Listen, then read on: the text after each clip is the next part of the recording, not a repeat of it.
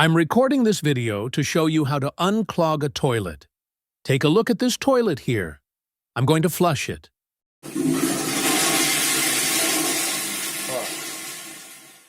The water rises all the way up and then takes a while to go down. It's clogged. Unclogging it is very simple. Use a plunger like this one, the standard type for toilets. You can buy it at hardware stores. Now you just pump the plunger up and down in the toilet. Make sure it's sealed and push down firmly. Do this several times and it should unclog.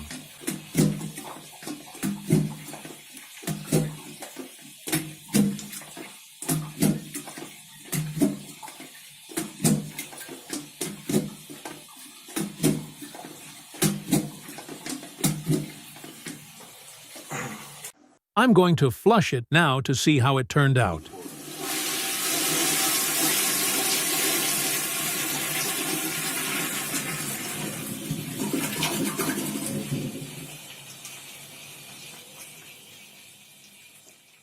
Completely unclogged. If this video helped you, there's a support link in the description.